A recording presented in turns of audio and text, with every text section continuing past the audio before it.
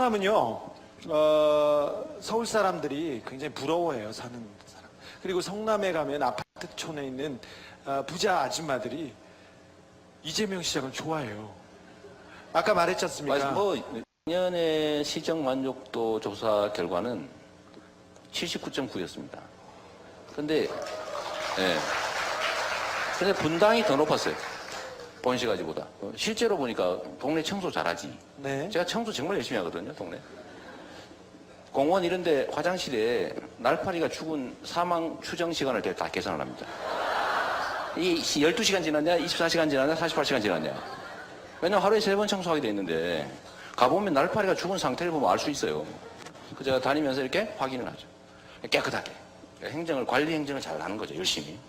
그 다음에 예산 아끼죠. 아까 내가 얘기하다 말았는데 광급공사를 줄 때는 지방자치단체는 무조건 7%씩 더 줘라. 건설업계가 힘들다고 그런다. 그래서 다른 자치단체는 그 부당한 지시고 불법적인 지시지만 찍소리 못하고 지금 다 따르고 있거든요. 저만 못해.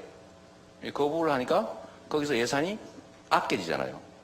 그리고 1년에 한 100억 정도 차이가 나요. 전체 우리가 공사 예산이 한 1,500억 정도 되니까 이걸 악착같이 아껴가지고 하게 되면 교복해주고 노인 일자리 만들어주고 교육 학교에다 200억 지원하고 그 다음에 장애인 지원하고 그 청년배당 이런 거 막 하니까요. 실제 혜택이 있고 관리 잘하고 사고 안 치고 나쁘지도 않다고 하니까 미워할 이유가 없잖아요. 동막골 영화에 그 얘기 나오죠. 인민군 장교가 그 이장동물의 와이리 인기가 좋아 이렇게 물어보니까 그 이장동무가 한 얘기 있죠. 뭘 많이 미개야지. 아니 이 정치의 본질을 정확하게 얘기한 겁니다. 주민에게 혜택을 줘야죠. 공약 자꾸 정책 비전을 내라 그러길래 박근혜 정책을 싹 뺏겨버리면 된다. 싹 반대로. 아니 다 무슨 반대로 합니까? 뺏기다니요. 그게 무슨 말이나요? 좋은 건 다 뺏겨놨잖아요, 거기가. 네. 우리가 정책이 좋은 게 없어서 정책 내용이 훌륭하지 않아서 못했냐? 그런가요? 안 한 거예요. 실천력이 문제예요. 실천 의지와 실천의 역량, 실천 의지. 요 두 가지만 있으면 그 중에 골라서 하면 되는 거예요. 정책이 없어서, 정책이 좋지 못해서 우리가 못한 게 아니에요. 실제 성과, 이런 게 중요하다고 생각해요.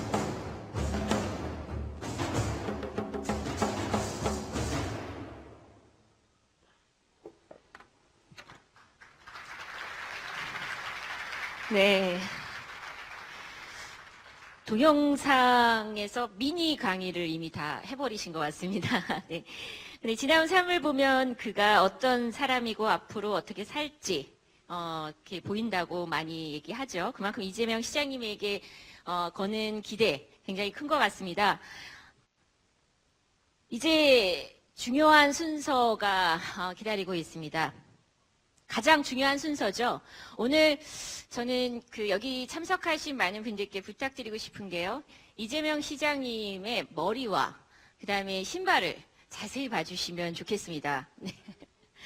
대선 후보의 대권 도전을 시사하는 분들 중에서 가장 젊은 후보가 어떤 분이시죠? 답을 선뜻 못하시네요. 가장 젊은 후보가 이재명 시장님이십니다. 그렇죠? 네. 근데 그동안 너무나 투지 하나만으로 여기까지 달려오신 분입니다. 근데 지금부터는 조금씩 정말 많은 국민들에게 이재명 시장님이 어떤 사람인지 더 잘 보여주기 위해서 많은 변화를 시도하고 있습니다. 우리 이재명 시장님의 외모의 변화도 관찰하면서 그리고 공정사회 어떻게 만들 것인지 강연을 들어보도록 하겠습니다. 공정사회 이재명에게 듣다. 이재명 시장님의 강연을 큰 박수와 함성으로 시작하겠습니다.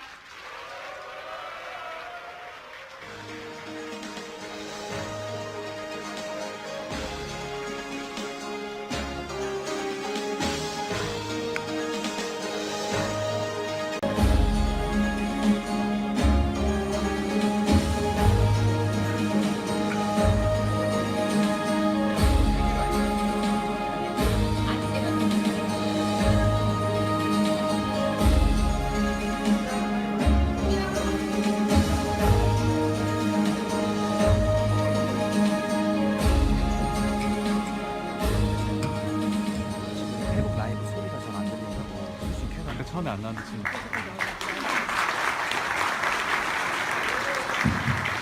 네, 안녕하세요. 오늘은 재윤경 의원이 시켜가지고 시킨 대로 하겠습니다. 제가 원래 뭘 들고 얘기하는 스타일이 아닌데 오늘은 꼭 그렇게 하라고 해서 아마 그 스티브 잡스 흉내를 좀 내라. 네, 제가 원래 여러분들이 보시기에는 참 고집스럽고 자기 마음대로 하는 그런 스타일로 생각하실 것 같은데 실제로 제가 정말로 말 잘 듣습니다. 의외로 제가 다른 사람들 얘기 잘 받아들이죠. 시키는 대로 잘하니까 우리 교수님도 그렇죠. 얼마나 말 잘 듣습니까? 네. 그래서 오늘도 저는 사실 약간 어색한데 이런 것도 헤어스타일도 좀 바꿨어요. 원래 젊은이로 돌아가라. 그래서 국가도 좀 젊어져야 되고 또 우리한테 꿈도 지금 가져야 되고 하니까 젊은이를 상징하는 꿈, 활력 이런 걸로 좀 가져가고 있어요. 제가 시킨 대로 잘하겠습니다. 네.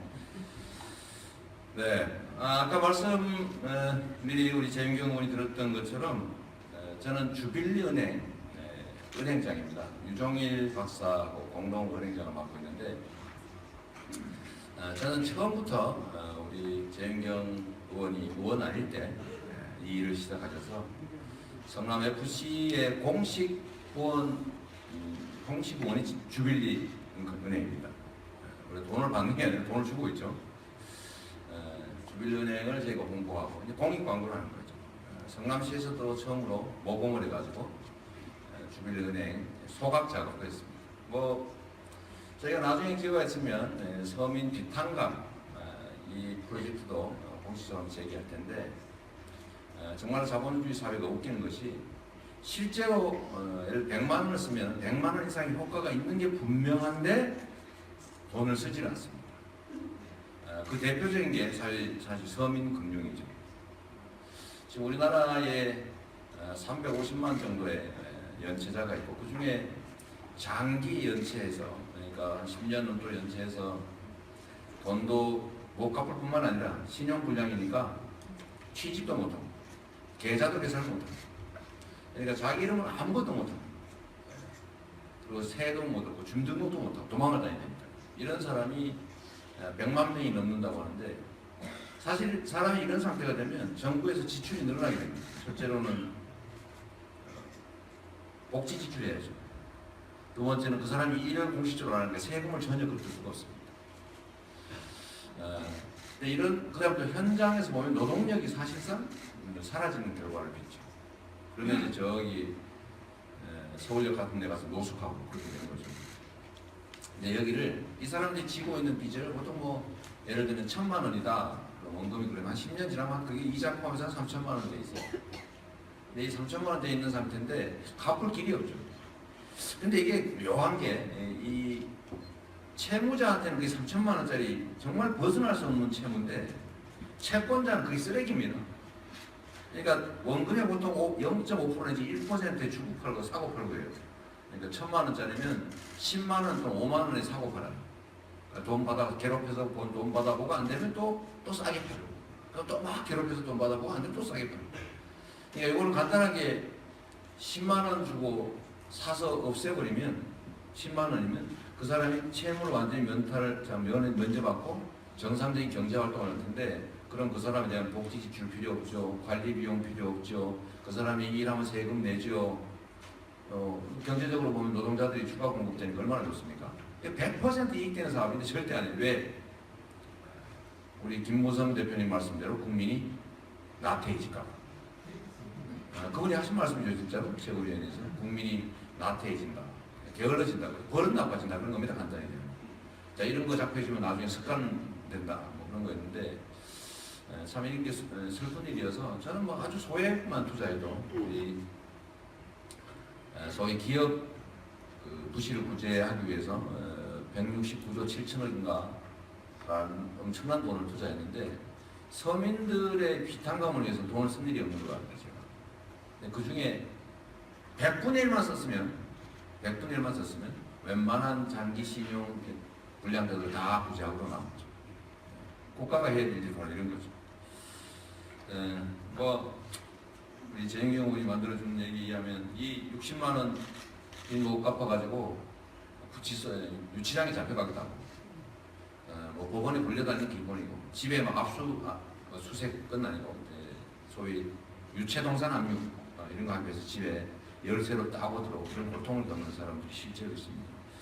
근데 이 고통을 겪는 이런 사람들 이야기를 저도 직접 보기도 하고 상담도 많이 해보고 했는데, 이게 이 나라의 참 참혹한 현실이다. 왜 이렇게 됐을까? 국가 권력이란, 제가 아까 썼던 것처럼 국가 권력이 존재하는 제일 큰 이유는 이 사람들의 이 무제한적인 욕망을 억제하기 위해서 있는 겁니다. 이 사람들은 욕심이 많지 않습니까? 사실 가진 양만큼 욕심이 늘어나는데, 이 강자들의 욕심은 사실 막을 길이 없어서 이걸 막기 위해서 국민들이 권력을 부여하는 거죠. 특정인을 뽑았습니다. 좀 강자의 횡포를 억제해주라. 약자들 좀 보호해서 같이 살게 해달라. 이런 뜻으로 우리 모두가 아까 우리 김철영 교수님 말씀하신 것처럼 그걸 하라고 권력을 맡겨놨더니 이 권력을 맡긴 사람들이 결국 하는 짓이 강자들한테 빌붙어서 오히려 강자들이 약자들에게 하는 약탈의 일을 도와주고 그 약탈의 산물을 나눠가는 그런 상황에 처하게 됐습니다. 이 강자들의 횡포를 억제해야 될 책임이 있는, 그게 의무인 소위 공직자들이 이 강자들의 이 수탈행위, 약탈행위에 가담하게 되면 역사적으로는 그 나라가 망했죠. 그게 만연하면 결국 망하는 겁니다. 우리나라가 지금 거의 그런 상태가 되어가는 것 같아요. 소위 1%에 해당되는 그 소수의 사람들을 위해서 모두가 복무하고 있는 꼴인 것 같습니다. 우리나라 오늘 이재용 부회장이 구속됐죠. 뭐 인간적으로 보면 뭐 사람 감옥으로 넣는 건 누가 좋아하겠습니까? 개인적으로 봤을 때. 아까 누가 말씀하셨는데 저한테도 저하고 종씨입니다. 종씨 집안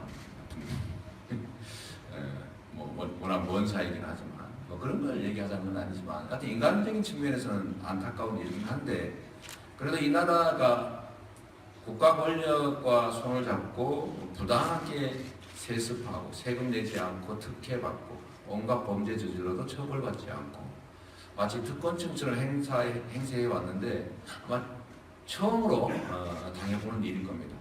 그건 결국 국가 권력이 한 게 아니고 또 검찰이 사실 한 것도 아니고 결국 우리 대한민국의 변화, 공정한 나라, 또 적폐청산을 바라는 이 거대한 촛불의 그야말로 혁명이 이걸 만들어낸 것 아니겠습니까?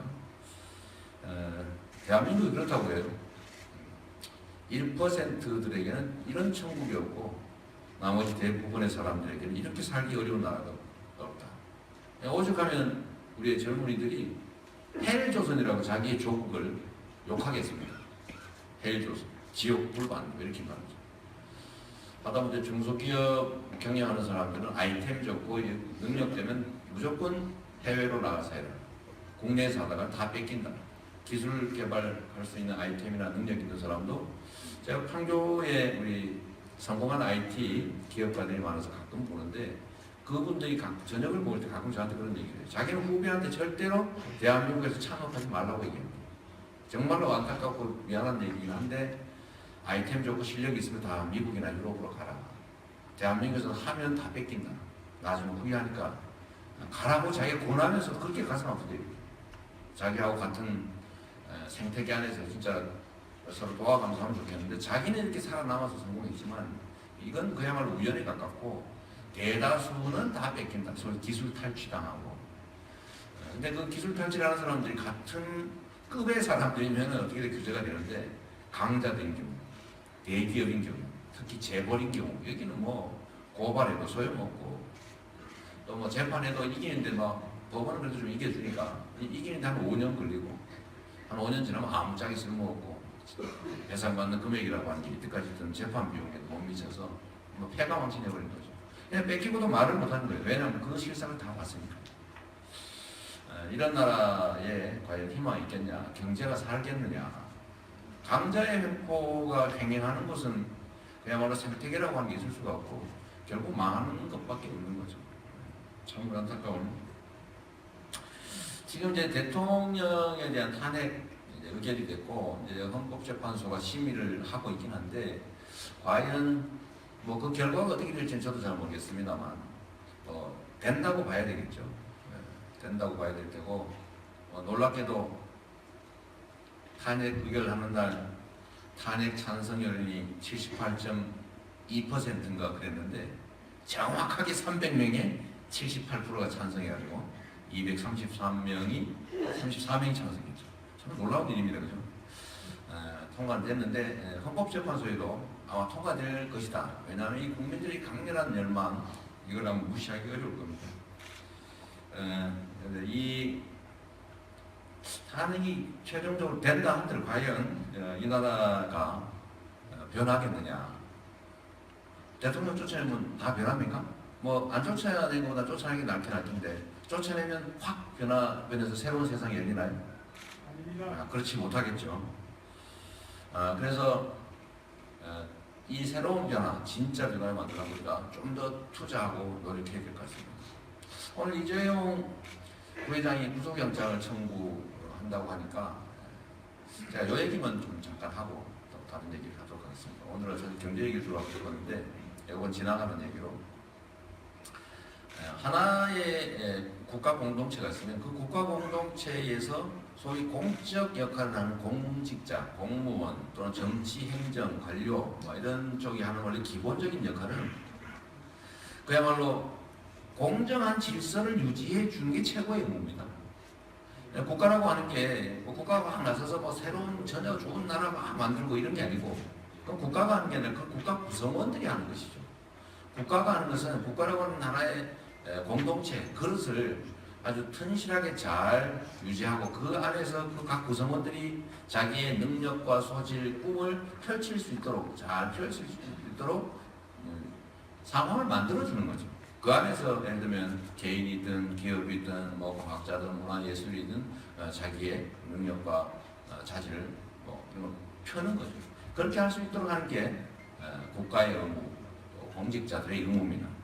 문제는 이 국가의 의무 중에서도 아주 특이한 그리고 강력한 권한을 가진 영역이 있습니다. 그게 뭐냐면 바로 사법 권력이죠.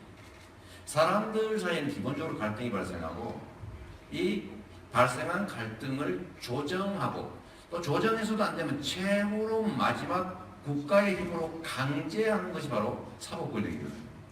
근데 그 사법 권력 중에서도 절대로 해서는 안 될 일, 만약에 금지를 그냥 했는데 만약 그 금지를 어기면 너 형벌을 가한다, 너 사형시킨다, 너 무기징역 보낸다, 너 7년 이상 징역 보낸다, 이런 식으로 엄청난 제재를 가하게 되는 우리의 가장 강력한 약속들이 있습니다.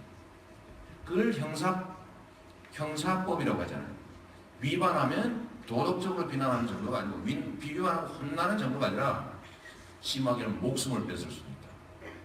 평생 감옥에 갇혀서 못 나올 수도 있다라고 해놓은 그런 약속들이 있는데 이 약속을 깨는 자들이 있습니다.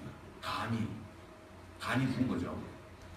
근데 이런 절대로 어겨서는 안 되는 엄청난 제재가 예약되어 있는 그 약속을 어기는 행위자들이 과연 누군지를 가려내고 그에 합당한 벌을 주는 제일 큰 권력 아니겠습니까? 이 사회 공동체를 유지하는 최후의 보루죠.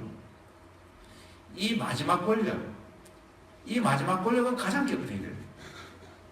근데 이 마지막 권력을 맡은 영역이 썩어 빠져버렸습니다. 이 마지막, 이 최후의 보루가 무너지면 그야말로 국가가 무너지는 거죠. 근데 이게 바로 우리가 말하는 검찰이죠. 검찰. 근데 검찰이 지금 뭘 하고 있습니까? 대한민국의 모든 권력을 장악하고 있죠. 수사권 다 장악하고 기소 편의주의. 기소 안 하는 것도 권력이에요. 세상에 이런 나라가 어디 있습니까? 죄를 지었으면 기소를 하는 게 의무지. 해야 되는 당연한 일을 안 하면 원래 직무유기 아닌가요? 그런데 죄를 지어도 기소하지 않을 권한이 검찰이 있어요. 기소 편의주의라고. 안 하면 그만. 이게 잘 없는 겁니다. 그뿐 아니죠. 형 집행권한도 다. 좌우간에 이 엄청난 권력을 가진 이 집단들이 완전히 썩어버렸어요. 물론 여기에 영향을 미친 최고의 이유는 정치 권력이 썩었기 때문이죠. 왜냐하면 거기를 임명하는 데가 바로 정치 권력이었으니까. 근데 이게 완전히 섞여서 상위 1% 우리 사회 기득권자들을 철저히 보호하고 또 사회적 약자들을 저항할 수 없게 억압하고, 그래서 이 법이라고 하는 게 모두에게 공평한 함께 살아가는 중요한 수단이 아니라 강자한테는 약자를 수탈하는 무기가 되고 약자들한테는 그야말로 자유롭게 살지 못하게 막는 족쇄가 되어버리는 이 잘못된 상황을 만든 최종적인 권력기관이 바로 검찰이죠. 그래서 이 검찰에 대해서는 저는 앞으로 몇 가지 좀 심각한 좀 조정을 할 필요가 있다. 물론 어쨌든 제일 중요한 건 임명권자를 잘 뽑는 거죠. 임명권자가 깨끗하고 임명권자의 형제 자매들 나쁜 짓 안 하는 사람 하나도 없고 임명권자의 소위 측근 또는 뭐 임명권자가 속한 정치 세력 이런 사람들한테 예를 들면 아무런 부정부패가 없으면 과감하게 다 잡으라고 할 수 있겠죠. 그런데 문제는 대개는 본인부터가 뭔가 걸쩍지근한 게 있죠. 본인, 가족, 측근, 자기 속한 세력 이런 데 다 있다 보니까 자꾸 자기 말을 잘 듣는 사람을 고르죠. 근데 검찰도 그걸 알죠. 자기 말을 잘 듣는 사람을 뽑으니까 분명히 거기는 자기도 해보고도 어떡할 거예요. 같이 서로 걸려있으니까 꼼짝을 서로 못하는 거죠. 이 부패 구조가 만들어지니까 검찰은 결국 부패할 수밖에 없는 거죠. 그래서 첫째로는 일단 국가 최고 권력자, 임명권자를 잘 만드는 것이 우리가 지켜야 될 제일 중요한 일 같고, 두 번째는 좀 시스템적으로 이걸 보장을 좀 해야 되겠다. 좋은 사람이 인사권을 갖고 있을 때는 좋아지고, 좀 나쁜 사람이 있을 때는 정말 이번 박근혜 또 이명박 정부 아래의 검찰처럼 자기 이름으로 계좌 개설해가지고 수억 원의 뇌물을 통장으로 받은 그런 아주 간이 배밖에 나오는. 얼마 전에 그런 사람 하나 검찰 간부가 구속이 됐는데 그 사람은 그걸 믿은 거죠. 나는 걸려도 괜찮다고 확신한 겁니다. 왜냐하면 자기가 검찰이니까요. 그리고 검찰들끼리는 서로 또 봐주잖아요. 잘못해도 서로 다 한 달씩 엮여서 자기는 절대로 안 걸린다는 재수없게 걸린 거죠. 그 사람. 다른 일 때문에.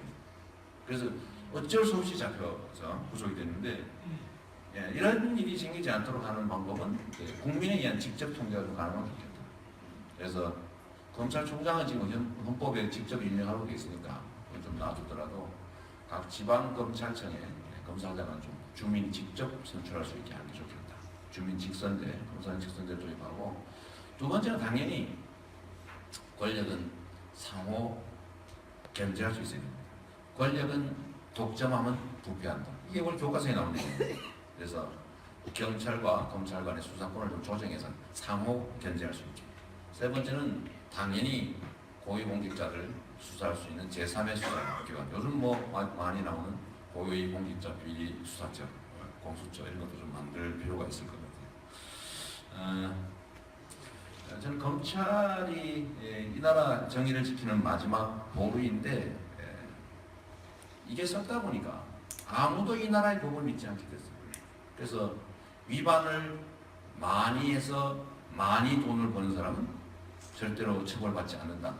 그러니까 어떻게 하면 법을 유용하게 위반해서 돈을 벌까? 이걸 고민하는 나라가 되어버렸으니 정말 이 나라의 미래는 없는 거죠. 자, 오늘 이제 본격적인 얘기를 한번 하도록 하겠습니다. 이 경제 얘기인데 핵심적으로는 제가 가끔 페이스북이나 이런 데 쓰기도 하고 제가 평소에 믿어왔던 바이기도 하기 때문에 이 경제 구조를 앞으로 어떻게 하면 좋겠다. 사실 제가 김대성 박사님 이런 분들 책 다 읽어보고 만들어낸 건 제가 만든 건 사실 아닙니다. 이정우 박사님 이런 분들 비정상의 불평등 이런 얘기 제가 워낙 관심이 많았어요. 저는 사법연수원 마치고 우리 정성호 의원 여기 계신데 여러분 잘 모르시죠? 우리 정성호 의원이 어떤 분인지. 저를 멀쩡하게 판검사할 사람을 꿰어가지고 이 길로 끌고 온 사람입니다. 저 사실은 초등학교 졸업하고 중고등학교는 공장 다니면서 보다시피 팔도 이렇게 다 다쳐서 장애인 되고 뭐 코, 귀 다 망가져서 거의 한 신체의 3분의 1을 망가졌는데 제 그때 꿈은 야, 나 잘 먹고 잘 살아야지. 이제 안 맞고 살아야지. 제가 공장에서 하도 많이 맞아가지고요. 정말로 많이 맞았거든요. 그 요새 보니까 야, 초등학교 졸업한 14살짜리 우리 나이로 15살짜리 요걸 어디 때릴 거 있다고 줄 세우고 빠따를 쳤는지 지금도 이해가 안 됩니다. 그때 제가 키가 140 이 정도밖에 안 되는 가방을 들면 땅에 닿아가지고 이렇게 가방을 들고 다녔던 기억이 있거든요. 근데 그런 꼬마를 공장에서 이렇게 줄 세워놓고 이렇게 군복 그 맞다를 치고 그랬는데 그래서 어쩌다 제가 뭐 이래저래 해서 대학을 가서 사법시험을 합격하고 광주민주화운동 때문에 내 속았구나 이거 좀 공식적으로 살아야지 뭐 이렇게 얘기를 했는데 근데 사법연수원한테 이분하고 몇 분이 꼬셔가지고 저를 사회운동 시켜 할 수 없이 제가 이 길로 오고 말았어요. 이 정성호 의원께서 여러 어려움이 있는데도 이렇게 저를 도와주시기로 한 데는 그 원죄를 갖고 있는 측면이 있습니다. 네, 그건 좀 분명하게 할 필요가 있어요. 그 대한민국 경제뿐만 아니라 전 세계적으로 이런 환상과 신화가 있죠. 1%가 잘 살면 나머지가 다 잘 살 수 있다. 그 1%가 돈 많이 벌면은 뚝뚝뚝뚝 떨어뜨려줘서 모든 사람이 잘 살 수 있을 것이다. 낙수 효과. 누군가가 돈을 많이 벌면 밑에도 이렇게 혜택을 볼 거다. 근데 실제는 어떻게 됐어요? 뭐가요? 이렇게 된다는 거죠, 이렇게. 저 잔이 자꾸 커져요. 위에 잔이 자꾸 커집니다. 꽉 찼어요. 실제 이렇게 됐죠. 근데 이게 과거에는 꽤 효과가 있었습니다. 그러니까 절대 빈곤을 벗어나야 될 그런 시기에는 약간 유용한 모델이었던 것 같아요. 근데 이제는 소위 선진국 대열에 들어섰는데 성장은 하되 극소수한테 그게 다 과실이 귀속되면서 상대적 격차는 점점 커지고 또 이 강자들이 국가 권력하고 결탁하면서 노동자들 탄압하고 이게 노동의 질도 떨어지고 일자리 질도 떨어지고 일자리 양도 줄어들고 거기다가 점점점 국민 게을러진다 이런 소리 해가면서 이 복지 지출도 줄이고 또 세금도 서민 쪽만 자꾸 증세를 해요. 뭐 우리 교수님들이 다 만들어준 자료이긴 합니다만 소득세는 이렇게 계속 늘어나는데 법인세는 그냥 그대로 46조, 45조에 고정돼 있다고 합니다. 원래는 그 소득세와 법인세 금액이 거의 비슷했는데 45조 정도. 근데 지금 법인세는 똑같고 소득세는 한 60조 이렇게 해서 우리 서민들이 내는 세금만 계속 늘어나는 거죠. 이러니까 계속 불평등이 심화되지 않습니까? 그러다 보니까 결국 시중에 돈이 없어져서 경제 발전을 하려도 할 수가 없는 상태가 되어버리죠. 근데 이걸 해결하는 방법은 단순한 것 같아요. 원인에서 답이 있는 거니까. 경제는 이제 순환이고 특정 소수가 자원과 기회를 독점하고 있으면 효율을 발휘하지 못하니까 이걸 골고루 분산시키는 게 정부의 역할이라는 거죠.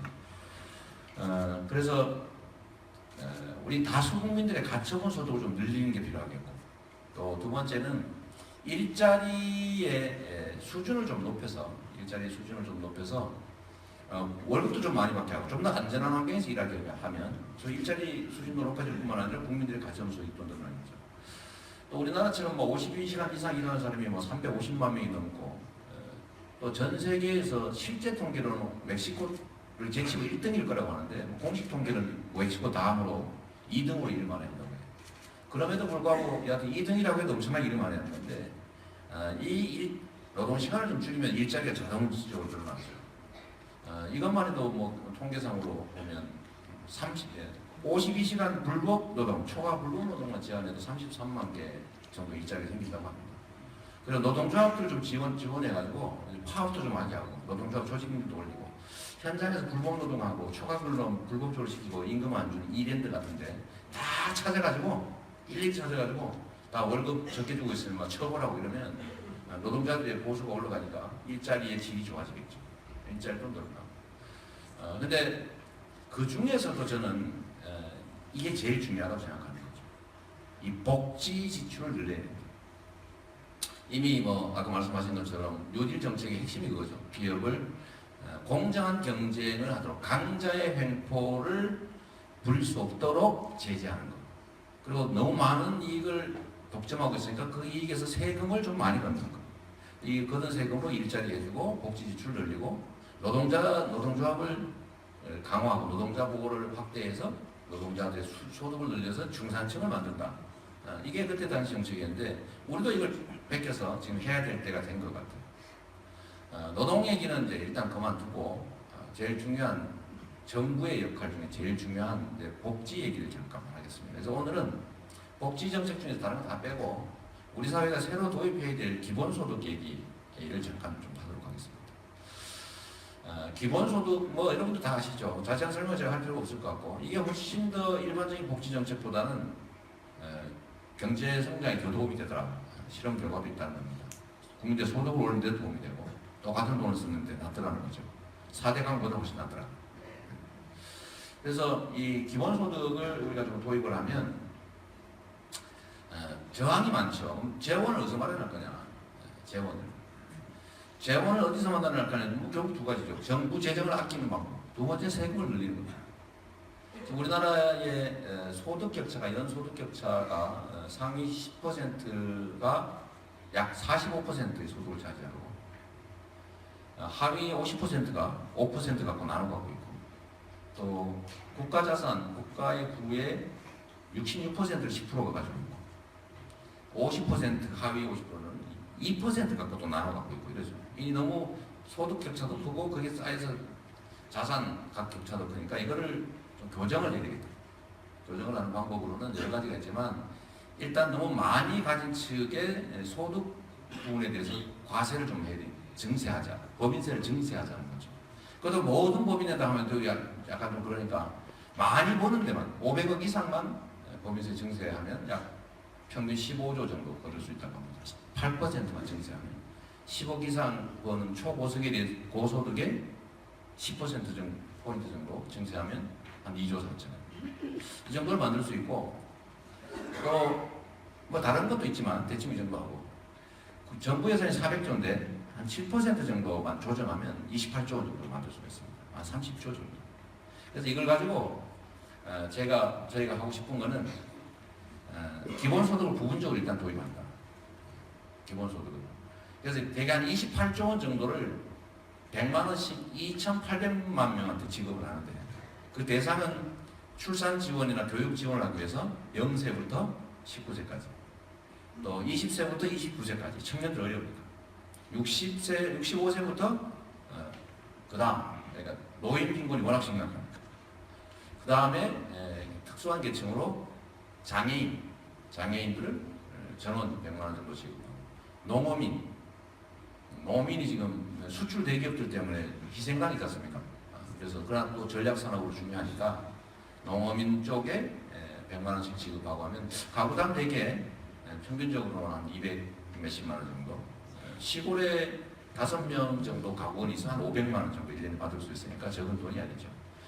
이거를 기본소득 형태로 지급을 하고 이걸 대신에 또 아까 우리 조 교수님 말씀하신 것처럼 우리 성남시에서 실제 했던 건데 우리 성남시에서는 재래시장의 매출이 올라가고 살아나고 있습니다. 청년배당 산후조리비 이런 것들을 성남에서 영세상인 자영업자한테만 쓸 수 있는 지역화폐를 주고 있거든요. 그러니까 이게 동네 매출도 올라갑니다. 반드시 한 번은 쓰여지니까요.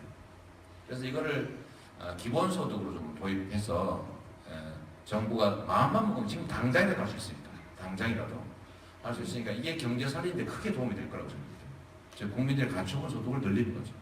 그리고 그걸 또 지역화폐 형태로 지급하면 지역 경제가 섭니다. 영세 자영업자 560만 명한테 매출이 평균 600만 원 정도 늘어날 수 있기 때문에 엄청난 경제 효과를 갖겠죠.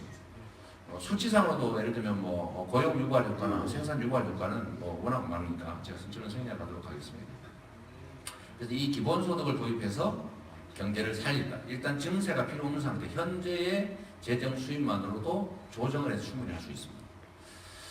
두 번째로 오늘 혹시 여러분들 들으면 좀 충격적일 수도 있고 저 사람이 드디어 미쳐가는구나 라고 생각할 수 있는 얘기를 제가 좀 하나 하려고 합니다. 우리나라는 토지 공개념이라고 하는 헌법에 도입되어 있는데 실제로는 공개념을 도입한 제도가 거의 없습니다. 그냥 개인 땅, 절대적인 개인 소유인 것처럼 이렇게 실제로 취급되고 있죠. 땅 사면 다 100% 내 거, 뭐 이런 절대 내 거 이런 게 있는데 소유권은 인정해도 기본적으로 토지는 우리 모두의 것이다, 국가의 것이다 그런 거죠. 그런데 이 토지 소유로부터 얻어지는 그냥 불로소득, 노동하지 않고 소유했다는 사실로부터 얻어지는 소득이 건물까지 합쳐서 한 410 몇 조, 토지뿐만 하면 300조가 넘는다고 합니다. 근데 여기에 대해서 과세가 제대로 이루어지지 않고 있죠. 그래서 이게 지금 GDP 기준으로는 뭐 0.78% 정도에 불과하대요. 전 세계에서 가장 낮은 수준. 세금은 안 내고 있는 거죠. 보유세를. 그래서 이거를 좀 고쳐서 국토 보유세를 신설하자. 국토 보유세를 지금 이 우리나라 부동산 보유 현황을 보면 이 개인의 10% 정도가 66%의 토지를 갖고 있고 법인은 전체 법인의 1%가 75%의 토지를 갖고 있다고 합니다. 여러분 소수가 다 갖고 있는 거죠. 여러분들은 땅 좀 가지고 계신가요? 땅 있어요? 있는가? 저도 조금 있어요. 대지 지분. 근데 이런 건 뭐 땅이라고 하기도 어렵죠. 그런데 이 소수가 이걸 가지고 있는데 여기서 생기는 불로소득이 너무 많다. 근데 현재는 이 보유함으로 인해서 내는 전체 세금 이게 토지 자산 가격이 현재 통계로는 한 6,500억 정도 된다고 합니다. 6,500조. 이제 헷갈립니다. 억과 조를 개념이 있어요. 6,500조 정도 되는데 여기에 지금 현재 보유세로 1년에 내는 게 얼마냐면 종부세 2조, 재산세 5조 요 정도라는 거예요. 세금을 거의 안 내는 거죠. 엄청난 부동산 이익을 얻으면서. 그래서 이거를 한 15조 원 정도 더 걷게 설계를 해서 국토 보유세를 만든 다음에 이거는 오로지 기본소득용으로만 쓰기. 기본소득 목적세 형태로 만드는 거죠. 그러면은 이거를 전 국민한테 한 30만 원, 연 30만 원 정도 지급하는데 일단 초보적으로 이걸 시작한 겁니다. 국토 보유세를 신설하고 거기에 따라서 일정한 세를 내고 연 30만 원씩을 인당 받는데 이렇게 하게 되면 대개 95% 정도는 자기가 낸 것보다 더 받습니다. 자기가 낸 것보다. 이미 내고 있는 재산세 뭐 이거 다 합쳐서 그거보다는 조금 더 내고 받는 게 훨씬 더 많아요. 95%. 약 5%는 손해를 보게 됩니다. 주로는 부동산 뭐 집 1000채 가지고 있는 사람 아세요 혹시? 상당히 많습니다. 집 100채 이상 있는 사람도 상당히 많아요. 한 채 한 채 사 먹었다. 그 유명한 얘기 합니까? 재벌은 말할 것도 없죠. 이게 비업무용 부동산 취득을 금지 안 하다 보니까 막 부동산 사서 투기하고 있죠. 그래서 이런 것들을 좀 막기도 하고 자산 불균형이 워낙 심각하니까 이것들을 조금만 조정하자. 그래서 국토 보유세 신설하고 그건 기본소득 목적세를 해가지고 전 국민한테 n분의 1로 나눠주면 조금씩 아마 이 불평등이 조정될 수 있을 거다라는 거 하나 있습니다. 이 부동산에 관계된 거 하나만 더 말씀을 좀 드리면 저는 이제 그런 걸 하고 싶죠. 주식 백지신탁제라고 하는 게 있습니다. 그죠? 국회의원들. 왜냐면 그거 가지고 혹시 국회의원 권한을 이용해서 주가 조작하거나 이익을 보면 안 되니까. 모든 국민들이 받아들이죠. 근데 왜 주식은 되는데 부동산은 안 될까? 꼭 보면 고위공직자들이 부동산을 많이 갖고 있습니다. 그래가지고 그 부동산 때문에 정책을 이상하게 만들어요. 자기 혜택 보기. 그래서 그런 것들을 원천적으로 차단하기 위해서 부동산 백지신탁제를 도입했으면 좋겠습니다. 어떠세요? 부동산을 일정 직급 이상의 고위공직자는 공직에 취임함과 동시에 비업무용 요거는 전부 다 팔든지 백지로 다 맡기고 돈으로 나중에 찾아가라. 이러면 그럼 누가 그러겠죠. 나 부동산 많은 사람은 그럼 관료하지 말란 말이냐? 꼭 필요한 거 쓰라는 거예요. 꼭 필요한 거. 필요한 거 말고 아니면 팔아라. 그거 가지고 투기하고 그러니까 안 그러면 공직 안 하면 되는 거 아니겠어요? 그죠? 약간 좀 심한 조치 또는 계획이라고 할지 모르겠는데 이런 심각한 제한을 가하고 근본적인 대책을 만들지 않으면 이 나라의 문제를 해결할 길이 없습니다. 그런데 그런 건 있죠. 못할 거다. 말만 할 거다.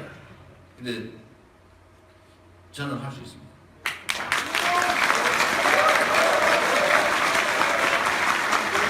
제가 아까도 말씀드렸지만 정책은 사실 이게 다 옛날부터 있던 거죠. 우리 교수님들이 정치하게 만들고 계시지만 근데 정책이 없어 못한 게 아니죠. 사실은 의지 문제입니다. 강자들, 경제적이든 뭐 사회적이든 뭐 어떤 측면에서 강자들이 가지고 있는 기득권을 제한해서 다수의 약자들과 함께 살게 만든다고 하는 것은 기득권자와의 한판 싸움을 의미합니다. 이 싸움, 한판의 승부는 사실 두렵습니다. 무섭죠.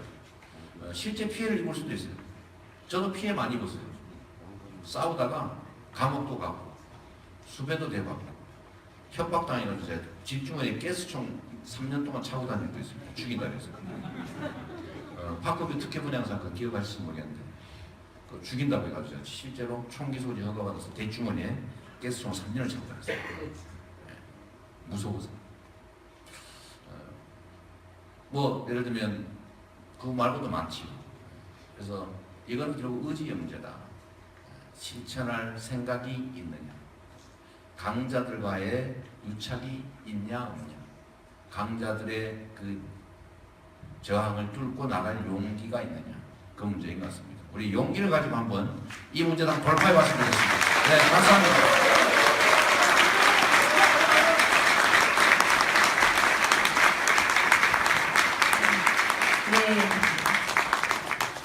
제가 조금 무리한 욕심을 냈었구나라는 그 생각과 반성을 하는 시간이 됐습니다. 그렇지만 역시 이재명 시장님은 시원한 사이다 같은 강의를 통해서 대한민국을 확실히 바꿀 수 있다 이런 믿음을 주시는 그런 시간이었던 것 같습니다. 다시 한번 큰 박수 부탁드리겠습니다.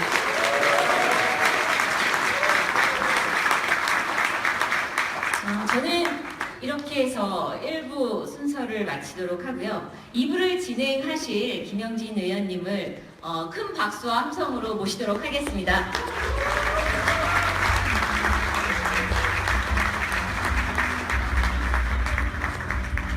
잠시 자리를 준비해 주시기 바랍니다. 탁자하고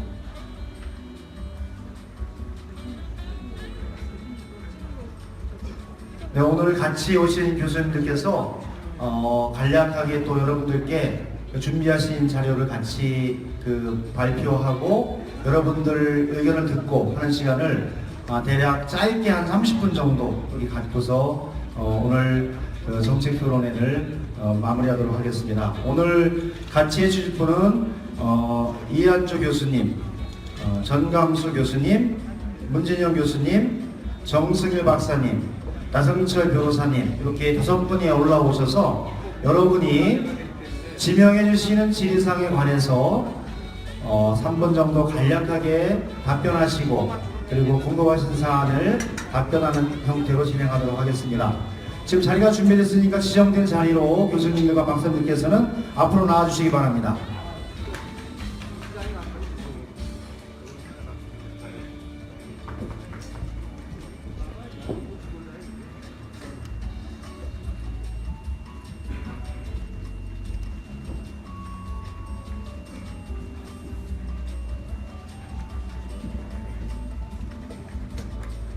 제가 많은 토론회를 가봤는데요. 이렇게 진지하게 토론회를 같이 해주시고 또 끝날 때까지 자리를 지켜주시면서 하시는 거는 토론회가 처음인 것 같습니다. 그리고 많은 토론회들이 오전 10시에서 한 30분하고 가서 언론만 나오는데 정말 공정국가를 만들고자 하는 여러분의 뜻과 의지가 오늘 늦은 시간에도 다 같이 해주셔서 진실로 이재명과 함께 우리나라의 적폐청산과 공정국가를 만드는데 바로 여러분들이 가장 앞장서서 하지 않을까 그런 생각이 듭니다. 여러분 그렇죠? 네, 그럼 한번 우리 모두를 위해서 뜨거운 박수 시작하고 토론회 시작하도록 하겠습니다. 먼저 그러면 소개를 한번 다시 한번 해주시겠습니다. 우리 이재명 성남시장과 함께 적폐청산과 공정국가를 만들기 위해서 그동안 열심히 준비해 주신 교수님들이십니다. 총괄적으로 해주시는 우리 이한주 교수님 오셨습니다. 박수로 환영해 주십시오. 이한일 교수님은 기본소득과 노동권 강화를 중심으로 준비하셨고요. 다음은 전강수 교수님 모셨습니다. 네, 이번에 새롭게 발표되는 토지배당 문제에 관해서 준비해 주셨습니다. 다음은 문진영 교수님 모셨습니다. 네, 보건복지 관련해서 정책을 설계해 주셨습니다. 다음은 정승일 박사님 모셨습니다.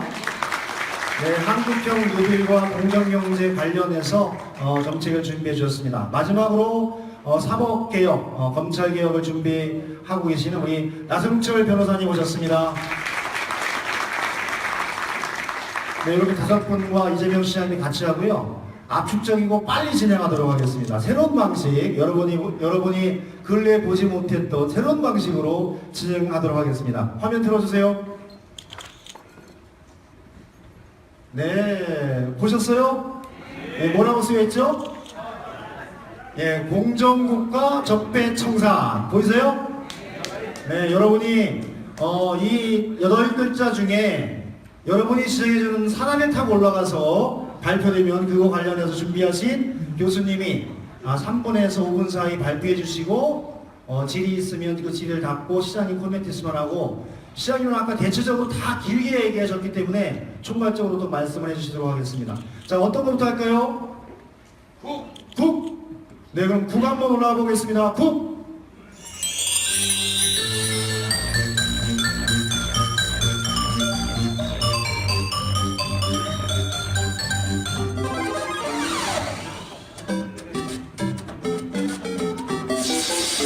네.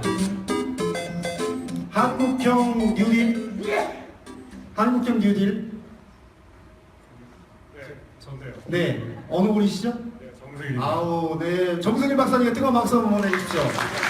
그래서 시간이 많이 됐기 때문에 한국형 뉴딜을 압축적이고 여러분이 알아듣기 쉽고 그리고 여러분들이 많은 국민들을 만났을 때 여러분이 더 전해주기 좋은 그런 말씀으로 전해주시겠습니다. 우리 정승일 박사님 뜨거운 박수로 환영해 주십시오.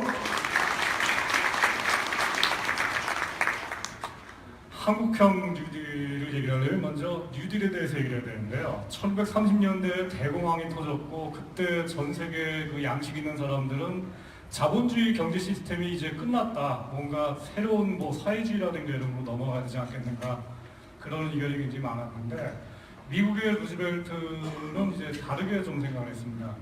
미국의 건국 정신이었던 이 자유주의가 얘기하고 있는 인간의 자유를 지키기 위해서도 뭔가 미국의 정부 그리고 대통령이 적극적으로 개입해서 이 탐욕스러운 이 자본주의를 뭔가 좀 억제를 해야 되고 강자들을 억제를 해야 되고 그러기 위해서는 복지를 제공해야 되고 노동권을 강화해야 되고 그리고 탐욕스러운 자본에게는 뭔가 재갈을 굴려야죠. 그러기 위해서 이 독점자분들을 규제를 해야 되고 그리고 투기적인 금융시장이라든가 주식시장들을 규제하는 그런 방향으로 나갔습니다. 그런 과정에서 1차 뉴딜과 2차 뉴딜이 있었는데 1차 뉴딜은 이제 우리나라가 97년도에 외환위기 겪었지 않습니까? 그게 사실 대공황 같은 사건이었거든요. 그때 우리나라도 은행들을 구제하기 위해서 굉장히 많은 구제금융들을 얻고 그다음에 긴급한 기초생활보장법 같은 것들을 만들었는데 그게 이제 우리로 치면은 1차 뉴딜이었는데 우리나라는 루즈벨트 대통령이 했던 2차 뉴딜이 정말 중요한데 이거를 우리는 하지 못했습니다. 2차 뉴딜이 바로 노동권을 강화하고 산별노조를 중심으로 해서 이 기업 내에서 실제로 인권과 노동권이 지켜지게 만들고 그리고 사회복지를 제도화시켜 버렸고 그리고 여러 가지 금융시장이라든가 자본시장에 대한 규제 같은 것들을 많이 만들었고요. 이런 것들이 2차 뉴딜이었고 이것에 의해서 그 미국이 1970년대까지 계속됐던 그 미국식 복지국가 그리고 민주주의를 만들었다고 생각합니다. 여기까지 하면 되겠습니다. 네, 감사합니다. 1930년대 미국 대공황을 극복하고 30년 황금 자본주의 시대를 열었던 부분들 간략하게 설명해 주셨고요. 이 문제에 관해서 사실은 저작권이 제가 보기에는 이재명 시장님한테 있습니다. 한국형 뉴딜 정책 이를 통해서 2000년대 신자유주의가 몰고 왔었던 경제위기와 부의 독점 이것을 혁파하고 더불어 사는 경제를 만들겠다는 것이 우리 이재명 시장님의 정책이었는데 요새 다른 분이 약간 좀 차용해서 쓰는 게 있어서 오늘 저작권을 명확히 하기 위해서 첫 번째로 선정했습니다. 맞죠? 네, 그럼 이 문제에 관해서 한번 질의하실 분 있으면 질의해 주시고, 네, 말씀해 주시죠. 말씀 얘기해 주시고. 한국형 뉴딜 정책은 좋습니다. 근데 4차 산업혁명 시대에 걸맞는 뉴딜 정책인지 이게 궁금합니다. 네, 박사님 한번 말씀해 주시기 바랍니다.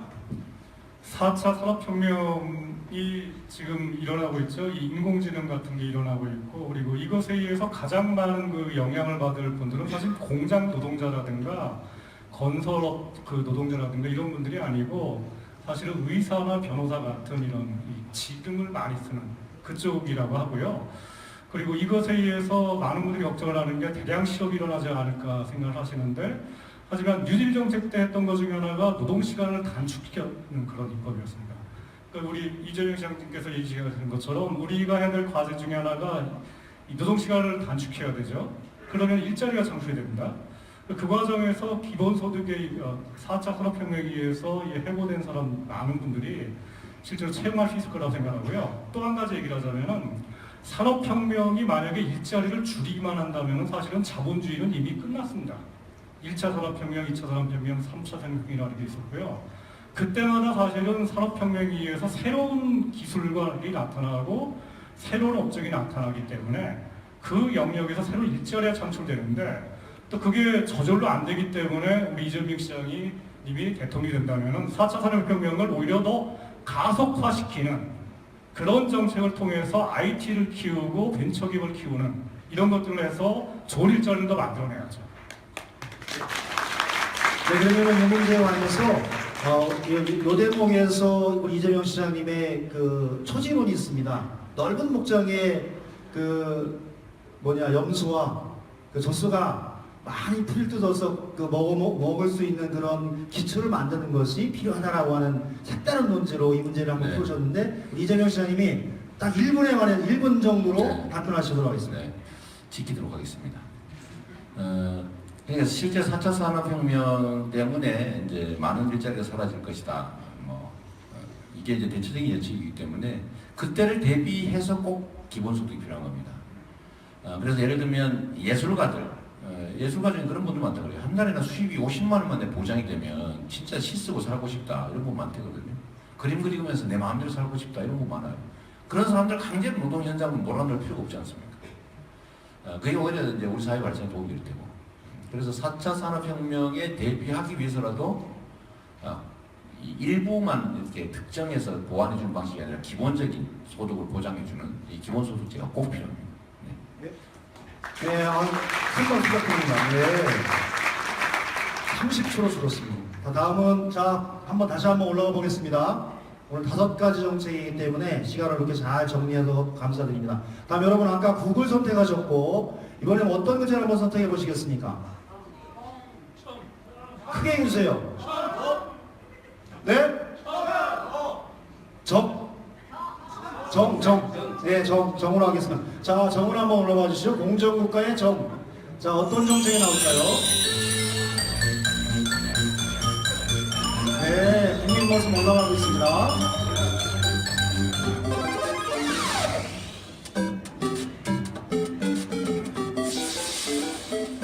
네, 당첨되셨습니다. 보건복지 분야 관련해서 이제 보건복지 예산이 우리나라 전체 400조의 30% 정도가 보건복지 예산으로 들어가고 있는데요. 이것이 어떻게 향후에 다시 설계되고 우리 국민들의 기초적 삶을 보장해 나갈지에 대해서 우리 보건복지를 쭉 준비해 오신 문진영 교수님께서 말씀해 주시도록 하겠습니다. 박수 한번 보내주세요. 네, 반갑습니다. 지금 방금 들어가는 서강대학교의 문진영입니다.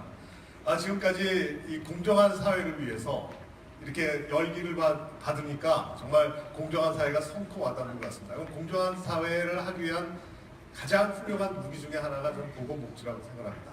아까 시장님께서도 말씀을 하셨지만 실제 우리 젊은 사람들을 보면 희망이 없습니다. 지난 30년 전에 저희가 젊었을 때는 비록 지금보다 소득이 많지는 않았지만 희망과 꿈이 있었는데 지금 젊은 사람들은 완전히 희망을 잃고 있었습니다. 예를 들어서 우리가 살아가는 데서 가장 중요한 게 생명이라는 가치입니다.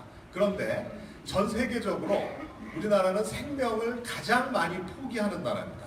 자살률 세계 1위입니다. 그리고 우리나라는 가장 생명을 덜 생산, 저출산 세계 1위입니다. 그것은 우리에게 무엇을 의미하는 것일까요? 우리 사회에 어떤 함의를 해석하게 만든 것일까요? 그것은 바로 우리 모두가 지금 이 99%의 사람들이 지금 지옥과 같은 이러한 세상을 만들고 있는 것입니다. 자, 그러기 위해서 차근차근히 나가야겠는데 보건복지의 영역에 있어서는 물론 이제 보건복지만 가지고 이러한 헬조선을 다 해결할 수 있다고 생각하지는 않습니다. 그런데 차근차근 하나하나 안다면 결국은 요람에서 무덤까지 국민들이 기본적인 소득을 보장하고 우리가 생애에서 가정 다양하게 나타나는 여러 가지 사회적 위험을 우리가 잘 관리할 수 있는 그런 국가 체계를 만든 것이라고 생각합니다. 예를 들어서 우리가 복지국가를 처음 나오게 된 게 지난 70년 전 2차 세계대전 직후에 영국 사회입니다. 그 영국 사회에서 지금까지 했던 복지국가의 수준이 지금 2017년 대한민국의 수준보다 훨씬 높습니다. 그럼 70년 전에 전후에 그 피폐했던 영국 경제에서 했던 복지국가를 우리는 왜 지금 못하겠습니까? 그건 결국은 의지의 문제라고 생각을 합니다. 물질의 문제가 아니라 의지의 문명이라고 생각하고, 그래서 저 혼자가 아니라 저희 보건복지위원회에서는 이 생애 주기별로 요람에서 엄마 뱃속에서부터 무덤까지 기본적인 생활을 보장하고 모든 사회적 위험을 관리할 수 있는 15개 보건복지 공약을 지금 다듬고 있습니다. 이재명 시장님께서 대통령이 되신다면 이러한 15개의 공약을 통해서 엄마 뱃속에서부터 무덤까지 모든 국민들이 자기가 주어진 삶을 살아갈 수 있는 그런 터전이 될 수 있다고 생각합니다. 네, 사실은 이 보건복지 분야가 근래 한 20년 동안 퍼중이라든지 비용의 문제를 썼는데 IMF 이후에 우리 김태동 교수님도 와 계시지만 DJ 정부 때 민주주의와 생산적 복지라고 하는 양축을 이끌어나가면서 그 어려웠던 시기에 우리 국민들의 기초적인 삶을 마련해 나가면서 그 사회 안전망으로 역할을 해왔던 그런 역사적 유래가 있습니다. 그래서 이 문제에 관해서 여러분들 플로에 계신 분들이 한번 또 질의를 해주시면 답하고 또 우리 이재명 시장님께서 간략하게 코멘트하는 방식으로 진행하겠습니다. 네, 말씀해 주시죠.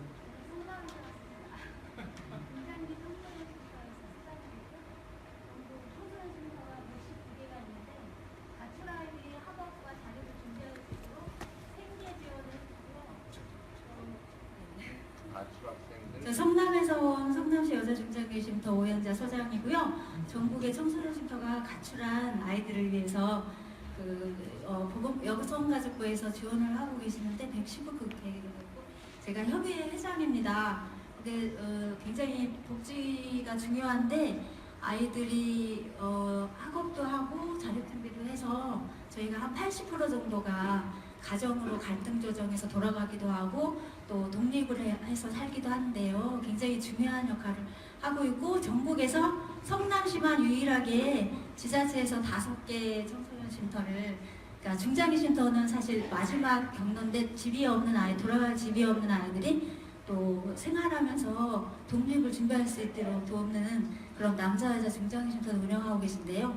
문제가 이제 제가 여성가족부에 장관님도 지난주에 회장에 와서 배웠는데요. 여성가족부 예산이 작고 보건복지부랑 연결이 많이 되어 있는데 저희가 다행히 올해 강은희 장관님 전 의원님께서 노력해 주셔서 사회복지시설 적용이 되었습니다.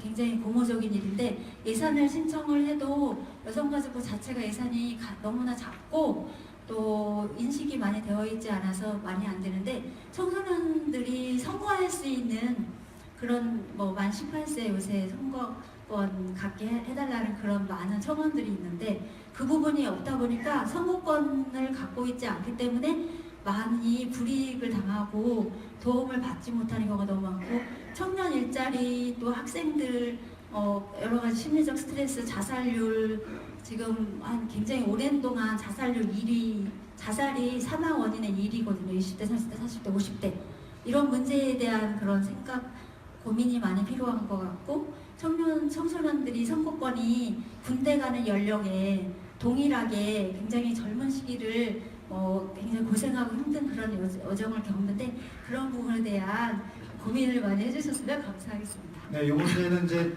사실 그 대통령이 해결된 종합백화점적 질이라서 우리 교수님이 간략하게 그 그러니까 청소년 복지 관련한 그 문제를 코멘트해 주시고 그 우리 시장님께서 구체적으로 성남에서 진행했던 정책의 구체적인 사례이기 때문에 그거 관련해서 시장님이 말씀하시면서 마무리하도록 하겠습니다. 네, 박사님 말씀, 네, 교수님 말씀. 청년은 우리 사회의 미래죠. 청년을 보면 우리 사회의 미래가 뭡니까? 근데 지금 청년은 어떻습니까? 99대 1입니다. 1%의 사람, 교육 현장에서 살아남는 거의 그냥 살인적인 그런 암기 교육, 그것에서 살아남는 1%만을 위한 교육이고요.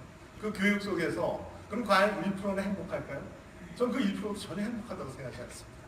다 같이 청소년기에 어울려서 놀고 쉬고 서로 정말 창의적으로 놀고 이래야 할 시기에 지금 교육 현장이 그렇게 되고 있고요. 게다가 이 쉼터에 온 청소년들이야말로 우리 사회의 모순이 압축돼서 걔네들한테 바로 투영이 된다고. 이게 청소년 쉼터 몇 개 만든다고 문제가 해결이 되는 건 아니지만, 그렇지만 한 사람의 청소년이 쉼터에서 자기 자신의 삶의 보람을 느끼고 삶의 정체성을 가질 때, 그리고 그것이 퍼져나갈 때 우리 사회가 좀 더 나은 사회가 될 수 있으리라고 생각합니다. 네, 그러면 이제 사실은 우리 성남에서 하신 많은 사업 중에 가장 잘하는 사업이 청년에 대한 여러 가지 정책이 있었는데요. 관련해서 우리 시장님 말씀 듣고 요 주제는 마무리하도록 하겠습니다. 네, 뭐 성남에서 잘하는 게 이것밖에 없는 게 아니어서 시범적으로 하는 사업들도 많고 성과가 있는 사업도 많습니다. 뭐 청소년 저희는 이제 뭐 그 쉼터에 있는 청소년도 중요하고 또 학교 밖 청소년 이런 데도 각별히 좀 관심 가져서 급식 지원이나 교과 지원 이런 것도 하고 있죠. 근데 역시 보니까 이게 예산이 많이 드는 문제도 아니고 결국 마음의 문제라는 생각이 들었습니다. 사실 국가 예산 들여서 이런 거 조금 더 추가 지원하고 관심 갖는 거 도움 문제는 아닌 것 같아요. 좀 더 관심의 영역이 아니냐는 생각이 듭니다. 네, 고맙습니다. 자, 두 번째 국정 두 가지였습니다. 다시 한번 올려주시고요. 여러분 크게 한번 여쭤보세요. 어떤 거 할까요? 청. 여러분 역시 깨끗한 청을 좋아하시는군요. 청 한번 올려주세요. 청.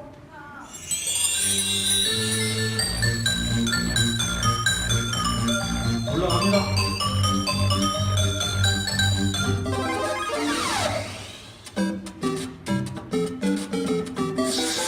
네, 토지주택 관련해서 토지 배당 관련해서 됐습니다. 이제 세 번째, 이 문제 관련해서는 우리 이재명 표 정책이라고 해도 다름이 없을 것 같습니다. 새롭게 준비해 주신 우리 전광수 교수님께서 말씀해 주시겠습니다. 뜨거운 박수로 환영해 주십시오. 예, 안녕하십니까. 대구 가톨릭대학에 공부하고 있는 전광수라고 합니다. 여러분 잘 아시지만 이재명 시장님은 이 금기에 도전하시는 분 같아요. 최근에 이제 계속 그랬는데 예를 들면 아무도 뭐 무서워서 탄핵 말 못할 때 탄핵해야 된다 했더니 또 말씀하신 대로 그렇게 진행이 됐고요. 그다음 저희 경제학자들은 수십 년간 이렇게 연구를 하고 있지만 재벌 체제에 문제가 있다는 건 다 알았어요. 그런데 감히 재벌을 해체하자 이런 얘기를 못했어요. 근데 이분이 재벌 해체 얘기를 하시는 거예요. 그래서 저희가 그 뒤에 회의하면서 그럼 될까요? 이랬는데 이건 뭐 이제 재벌 해체가 뭔가 아주 일상적인 용어가 되어버렸어요. 오늘은 이제 저희 토지주택 관련해서 일종의 3종 세트인데요. 사람들이 날 미쳤다고 할지 몰라? 이러시면서 또 하나의 금기에 도전을 하셨습니다. 이게 이제 국토보유세를 걷겠다 하는 거고요. 그거 걷어서 다른 기본소득과 함께 토지 배당으로 다 국민들에게 동일하게 나눠주겠다. 그리고 이제 우리나라 고위공직자들이 이 부동산과 이렇게 연결되고 결탁되어 있는 게 너무너무 많습니다. 그거 그냥 뭐 이렇게 수사해서 잡아내고 이렇게 해서 해결되는 게 아니고요. 제도를 만들어야 됩니다. 그 문제를 해결할 수 있는, 근본적으로 해결할 수 있는 제도가 바로 부동산 백지 신탁제입니다. 그래서 이 3종 세트를 내놓으셨어요.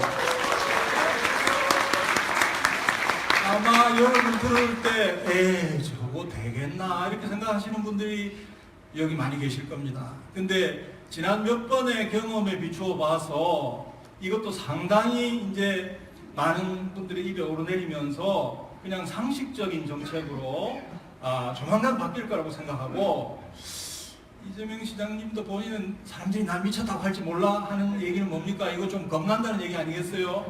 근데 오늘 이렇게 많은 분들 앞에서 내가 반드시 하겠다고 말씀하셨어요. 그러니까 여러분들이 다 들으실 거예요. 저는 개인적으로 이재명 시장님을 대통령을 만들어야 될 이유가 분명합니다. 이재명 시장님이라야 이 3종 세트를 할 수 있다고 생각하고요. 우리나라를 진짜 공정한 나라, 공정국가, 공정사회, 공정경제를 만들 수 있다고 믿습니다. 네, 지금 우리 그 전광수 교수님께서 딱 전선에 딱 쓰셨습니다. 왼쪽으로 넘어지면 안 됩니다. 왜냐하면 이게 이제 그 선거가 아니라서 정책을 가지고 논하기 때문에 아주 그 좋으신 말씀해 주셨고요. 이 문제는 오늘 처음으로 여러분께 드리는 말씀이라서 정책의 이해도나 이런 부분들이 깊진 않아가지고 질의가 없으시면, 질의 있으세요? 없으시면 간략하게 이 정책을 구성하게 됐던 우리 이재명 시장님의 취지 내용을 한 1분 정도 들으면서 이 주제는 마무리하도록 하겠습니다. 네. 정광수 교수님 지금 경계선에 아슬아슬하게 걸리신 것 같아요. 사전선거 오는 거. 저는 동의하지 않았습니다. 네, 이런 거 하면 좋겠다. 이런 얘기입니다. 선거에 관련되어 얘기하면 선거법 위반 논란 생길 수도 있어서 그건 조금 조심해야 될 것 같고요. 내가 국민의 한 사람으로서, 또 정치인의 한 사람으로서 하고 싶은 일 중에 하나가 있는 겁니다. 그건 뭘 하더라도 해야 될 일이니까 하는 거죠. 우리나라에 사실은 이걸 미리 도입을 시도했던 분이 있어요. 종부세라는 이름으로 노무현 대통령이 초보적이나마 시행을 시작했는데 결국 규모도 크지 못했고 또 저항에 부닥쳐서 결국은 다 거의 없어지다시피 해버렸죠. 근데 이거는 결국 국민들이 얼마나 동의하느냐로 결판날 것 같아서 요거를 국민들한테 손해가 아니다. 거의 95%에 가까운 또는 그 95%의 국민들은 내는 것보다 더 받는다. 그래서 목적세 형태를 해놓기 때문에 계산서를 미리 다 보고 볼 수 있습니다. 내가 부동산이 공시지가 얼마짜리가 있는데 요거 하면 얼마 내고 다 합쳐서 얼마인데 얼마 내고 나 얼마 돌려받기 때문에 얼마 이익이다. 이거를 좀 준비하고 계신다 그랬죠. 딱 눌러보면 자기가 알 수 있게. 이익이다 손해다. 그러면 뭐 95% 이상이 다 자기 이익이기 때문에 국민들 조세장은 생기지 않을 거죠.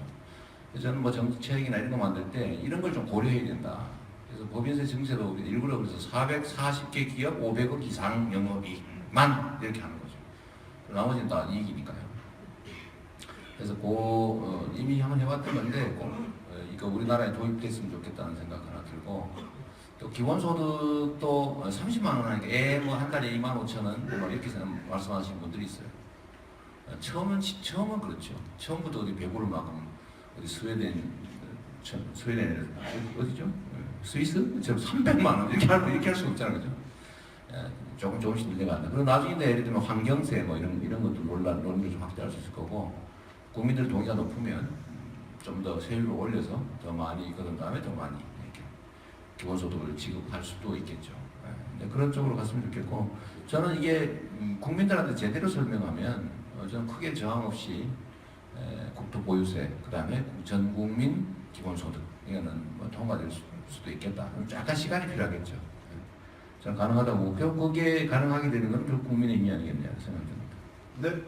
이 문제는 이제 오늘 문제 제기를 하고 앞으로 우리 정광수 교수님과 많은 분들의 그 도움을 통해서 공평과세와 조세 정의 이런 취지를 통해서 전 국민에게 혜택이 어떻게 돌아가는지를 설계해서 다시 출마 선언과 함께 말씀드리도록 하겠습니다.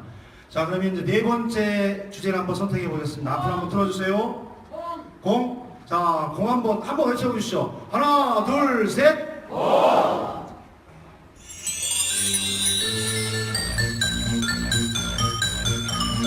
네, 열심히 가봅니다.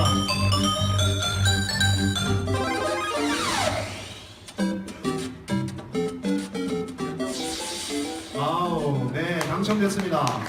사실 가장 중요한 과제 중에 하나인데요.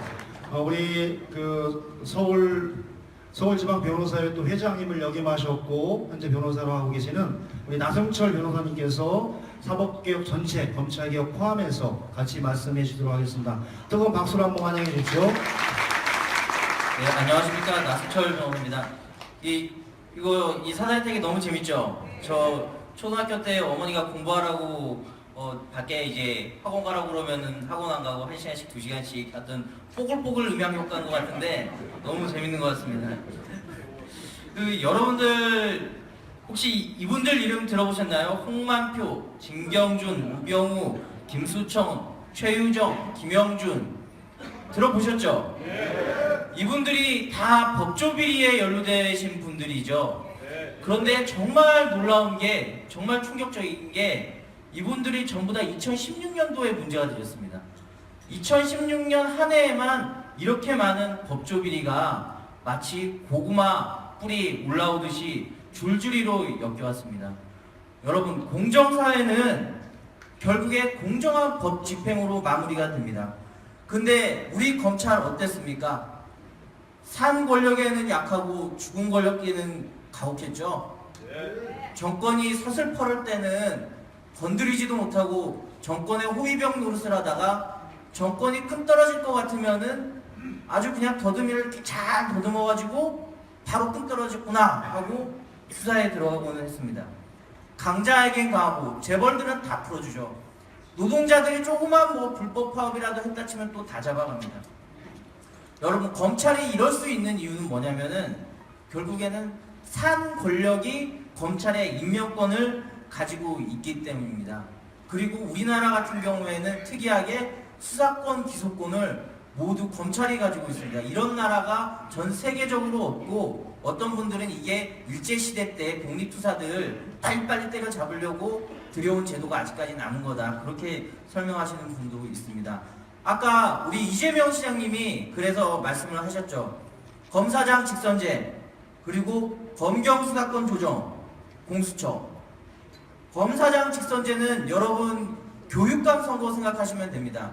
이 하나로 똘똘 뭉쳐져 있던 검찰 권력을 18개 지방검찰청으로 나누고 그걸 우리 주민들 손으로 뽑는 겁니다.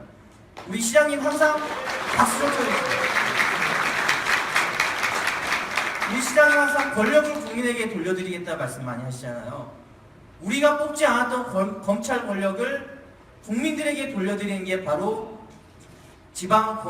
지방검사장 직선제입니다. 그리고 수사권과 기소권을 독점하고 있던 검찰, 이 수사권을 경찰에게도 나눠주겠다는 겁니다. 그렇게 해서 서로 상호 견제하고 경쟁을 하면은 결국 더 좋은 성과를 내지 않겠는가. 그리고 아까 말했던 그런 고위 법관들, 고위 검사들, 그리고 고위 공직자들, 이 사람들에 대해서는 더욱 강력한 감시가 필요하다. 그래서 공수처, 고위공직자 비리수사처를 도입을 하겠다는 게 시장님의 뜻입니다. 사실 이런 내용들은 그전에도 있었습니다. 공수처 도입 같은 경우에는 지금 20년째 얘기가 나오고 있는데 도입이 안 되고 있습니다. 그런데 우리 시장님 장기가 뭡니까? 불가능에 도전하는 정치인, 금기에 도전하는 정치인, 아무도 못한 일을 해내는 정치인. 그래서 저는 우리 이재명 시장님이 이 세 가지 공약, 하나도 어렵지만 이 세 가지 공약을 이재명 시장은 할 수 있다. 그래서 제가 이 세 가지 공약에 대해서 저도 열심히 이재명 시장님을 도와서 반드시 실현을 해서 공정한 나라, 공정한 검찰권이 행사되도록 하겠습니다.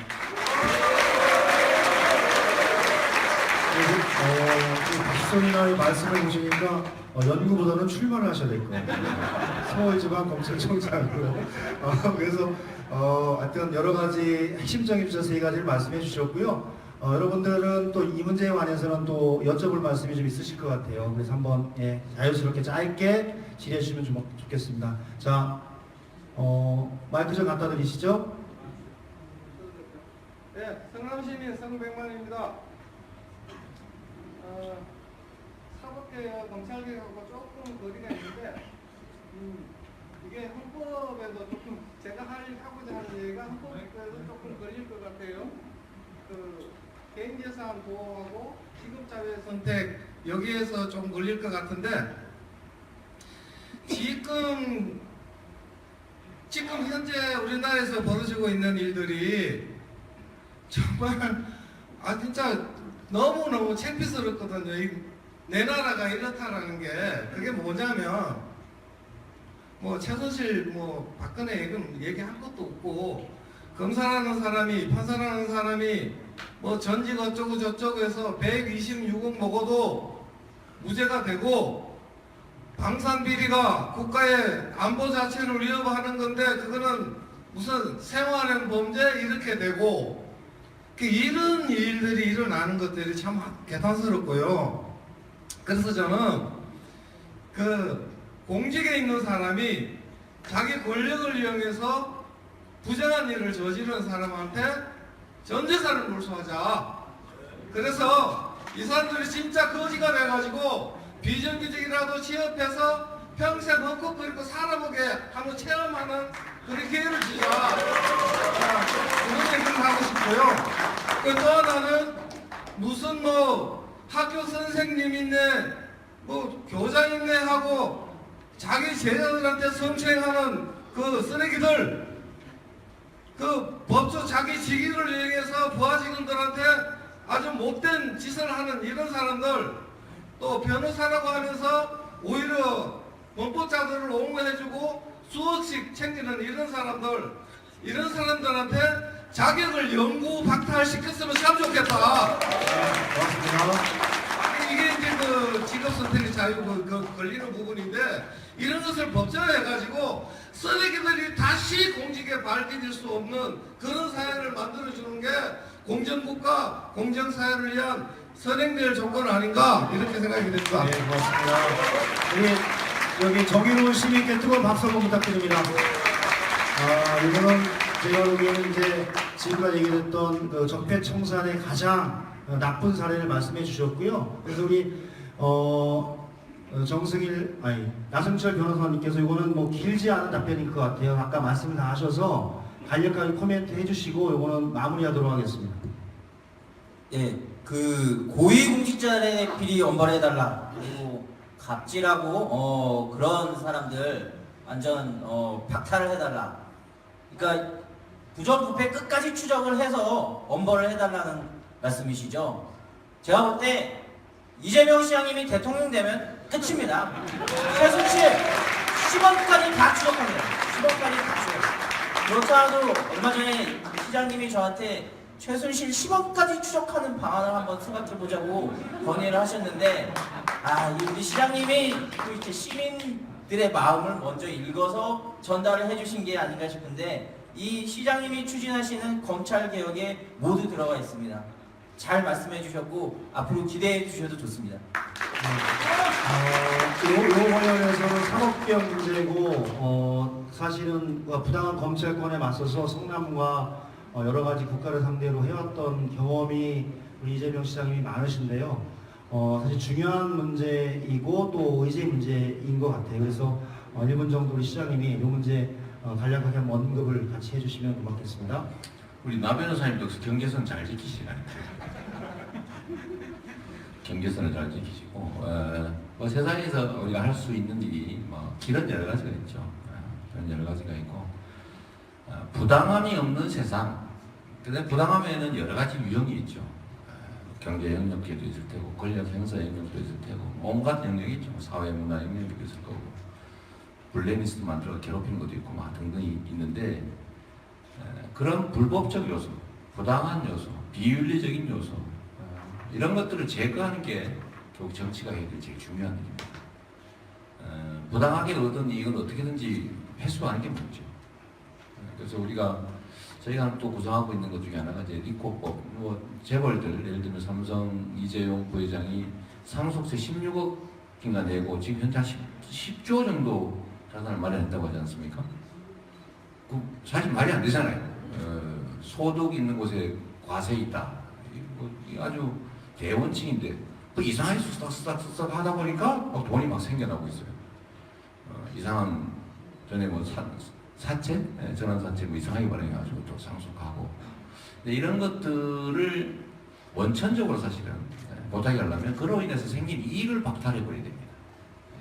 그래서 뭐 제재, 뭐 체제, 개혁, 뭐 혁신 다 말하지만 역시 돈이 중요하기 때문에 그래서 저는 이제 부당하게 얻은 이익 또는 과도한 경제력 행사로 얻은 이익 법인세 올리는 것 이것도 일종의 부담을 공평하게 하는 것이기 때문에 이게 더 중요하다.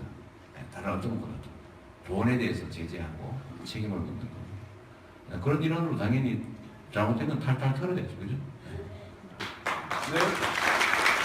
우리 질의해주신 분도 감사드리고 우리 남철 교수님 감사드립니다. 그럼 마지막 5번째 주제입니다. 남아있는 글자가 공정국가의 가, 적폐청산의 산과 패자가 남았는데요. 패자는 패망할 때 쓰기도 하고. 없는 거죠, 사실. 네? 조작해놓은 거지. 아닙니다, 있습니다. 제가 한 번도 마지막 이게 뭐냐면 이게 패자는 패망할 때 쓰기로 하고 마지막 남아있는 게 가와 산이라서 산자를 한번 다 같이 외치고 한번 외쳐보겠습니다. 하나, 둘, 셋! 산! 올라가 보겠습니다.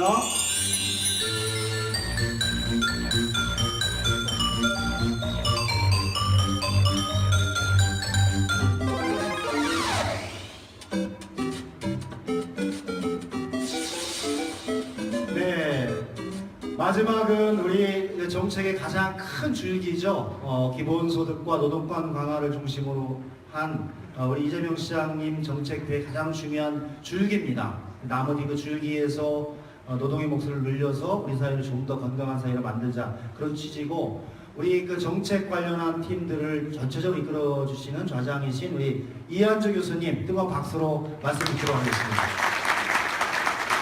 감사합니다, 여러분. 지금부터 꽤 오래전 2010년 늦없이 이제 이 시장님께서 시장에 당선되셨고 그래서 저한테는 대답 주셨습니다. 저는 뭐 정치에 관심이 없었기 때문에 아주 사랑하고 좋아하는 후배지만 사무실에 들락거리는 모습이 좀 그래서 사실 선거 삼시 한 번도 안 드렸거든요. 말씀 서로 많이 나눴지만 그랬습니다. 근데 이제 느닷없이 됐고요. 갑자기 전임 그 정부하고의 문제점들을 이제 검토하자 이런 얘기를 해서 인수 작업을 하는데 제가 참여를 했습니다. 열심히 참여했고 끝나고 나서 거의 한 20일을 열심히 참여했습니다. 그랬더니 돈도 안 받고요. 그랬더니 끝나고 수고했다고 밥 사주겠다고 해서 밥 사는데 갔는데 그게 지금 어원이라는 일식집이었습니다. 성남에 있는 2만 원짜리였습니다. 그래서 내가 이거 얻어먹으려고 이렇게 열심히 일했나 이렇게 얘기를 했습니다. 그게 2010년 일인데요. 한 3, 4년 지내서 저도 그래서 그 집을 알게 되었고 거기에 이제 싸서 사람들하고 늘 약속하는 장소로 만들었었습니다. 한 3년쯤 지나서 가니까 없어졌습니다. 그 집이. 그래서 이 사람은 어디 갔지? 하고 봤더니 그 옆에 조그만 해물탕집이 있는데 아주 조그만 해물탕집 주인이 돼서 혼자 그래도 꽤 큰 일식집 주인이 혼자서 주방도 하고 서빙도 하고 막 이러는 상황을 보고 이제 물어봤죠. 어찌 됐습니까? 라고 얘기했더니 망했죠. 뭐 집세 오르고 이래서 망했습니다. 2010년만 하더라도 사실은 이 시장님이 처음 민선 오기 시장이 될 그 무렵만 하더라도 상황이 이렇게 흘러갈 줄 몰랐습니다. 여러분도 아시다시피 이명박 대통령은 성공한 기업가 아니었습니까? 그리고 또 지금 박근혜 씨는 본인 스스로가 뭐 경제 잘하겠다고 경제 민주화도 하겠다고 그래서 여러분들이 뽑지 않았습니까? 그래서 이렇게까지 될 줄은 몰랐습니다. 몇 년 전부터 그러니까 이제 민선 6기가 시작할 무렵부터 이거 문제 정말 심각하다는 생각들을 하게 됐었습니다. 예컨대 자영업자들 문제도 그렇고요. 자영업자 문제보다 사실은 더 심각한 게 중소기업입니다. 중소기업이 망하면 우리 사회 공동체 다 무너집니다. 이제 이거는 굉장히 심각한 절박감을 느꼈었고 이 일을 어떻게 하면 좋겠느냐라고 하는 것들을 굉장히 고민을 많이 했습니다. 민선 6기 시작할 때부터 그래서 무슨 방법을 찾아야 된다는 걸 맨날 얘기를 했고 그때부터 기본소득과 관련된 얘기를 시장님하고 같이 하게 됐던 겁니다. 이제 그런 과정이었습니다. 여러분들 다 아시다시피 한국 사회는 이제 모든 소득들이 상위 1%를 다 아까 빨려들어간 거 여러분 다 보셨을 겁니다. 사람들 쓸 돈이 없습니다. 이제는 사람들을 고용할 수가 없습니다. 뭔가라도 사람들한테 헬리콥터를 타고 돈을 나눠주는 한이 있더라도 사람들이 돈을 쓰게 하지 않는다면 한국 공동체는 견딜 수가 없을 겁니다. 짐작하시겠지만 노동자부터 시작해서 자영업자, 중소기업자 타고 올라갑니다. 맨 위에 남는 거는 여러분 짐작하겠지만 재벌은 남습니다. 한국 사회는 그들만 남고 나머지는 다 없어지는 이런 상황, 이렇게 갈 것 같은 절박감 같은 것들이 마구 생겨났고 그런 절박감 때문에 성남에서는 모든 논쟁을 각오하고 뒤로 하고 청년 배당이라는 걸 실시했습니다. 예상은 저희가 맞았습니다. 사람들이 좋아했고 용기를 얻었고 그리고 시장은 활력을 얻었습니다.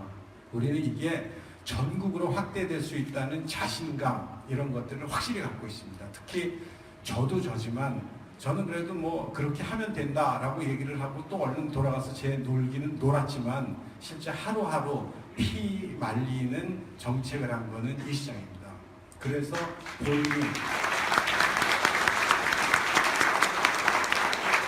본인이 잘 알고 있고요. 저는 옆에서 본인이 확신에 찬 걸 보고 아 되긴 되는구나. 그럼 전국으로 가자라고 해서 이 얘기들을 했을 겁니다. 재원 부족할 수도 있고 남을 수도 있습니다. 아까 말했지만 이건 의지의 문제고 정책 선택의 문제인 겁니다. 무엇을 바라보느냐? 1%를 바라보느냐? 99%를 바라보느냐? 아니면 소수의 독점 부자를 바라보느냐? 아니면 우리 공동체를 바라보느냐? 여기에 정치적 선택이 달려있다. 저는 이렇게 생각합니다. 오죽 갑갑했으면 짐작하고 느꼈던 많은 사람들, 심지어는 새누리당 출신의 후보들도 이제 와서 이런 말을 하기 시작합니다. 우리가 반드시 이길 거고 진짜 이건 의지를 가진 사람, 똑같이 기본소득을 말하고 나중에는 안 하는 사람이 아니라 똑같이 기본소득을 말하고 나중에 진짜 하는 사람, 그런 정치, 그런 정당 이런 것들이 필요할 거고 저는 이번에 반드시 정권 교체가 이루어져서 이런 일들이 벌어져서 한국 공동체가 망하지 않도록 해줄 거라고 굳게 믿습니다. 교수님께서 그동안 여러 과정을 다 말씀해 주셨고요. 특별하게 이거는 코멘트나 이런 사안이 없는 사안이고요. 이렇게 5분의 말씀을 잘 들어보셨고요. 다음에는 요거보다는 조금 더 구체적인 부분과 새로운 형태로 국민 여러분들께 이재명 표 정책, 이재명 표 한국형 뉴딜 정책을 비롯한 기본소득, 그 다음에 보건복지, 재반의 정책을 통해서 여러분께 같이 하는 시간 갖도록 하겠습니다. 여러분 괜찮으셨어요? 네. 그래서 제가 보기에는 마지막에 안 하려고 했는데 굳이 이재명 시장님이 혹시 너희들 짜고 한 거 아니냐 이렇게 해서 절대 짜고 한 게 아닙니다. 그래서 뻥도 있습니다. 뻥을 꼭 보고 싶다고 하시니까 제가 반드시 보여드리도록 하겠습니다. 보여드리기 전에 오늘 또 같이 하셨는데 이 분야도 우리 국민들에게 아주 중요한 여러 가지 사안을 같이 깊게 고민해주고 계시는 동국대 철학과의 홍윤기 교수님께서 같이 해주셨습니다. 어디 계시죠? 네, 뜨거운 박수로서 환영해 주십시오. 정인 교수님 계십니다. 네, 고맙습니다, 교수님. 네, 한번 좋은 말씀 물어보겠습니다. 여러분 핸드폰 한번 다 끊어주실래요? 핸드폰 한번 들어봐 주세요. 오늘 여러분들이 시간이 없어서 제가 다 한 번씩 여쭙지 못했고 의견을 듣지 못했는데요.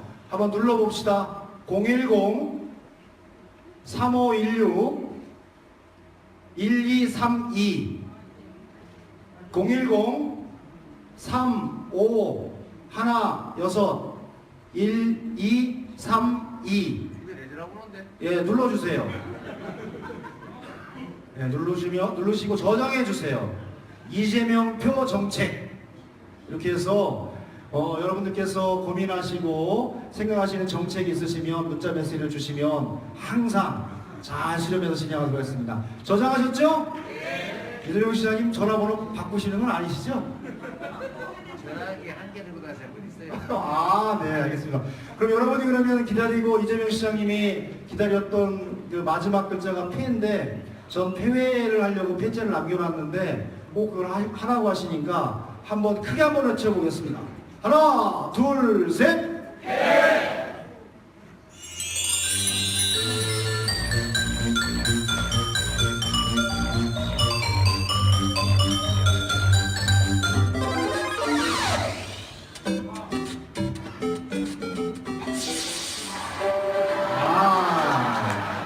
이런